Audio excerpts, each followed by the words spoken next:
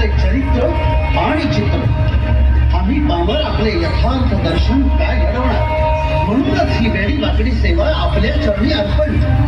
बोला छत्रपती शिवाजी महाराज की जय.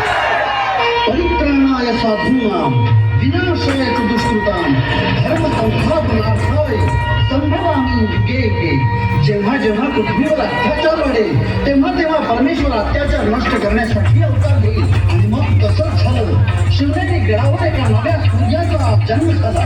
गडावरील देवी शिवाई म्हणून नामकरण सोहळ्यात नाव काय ठेवावं. शिवाजी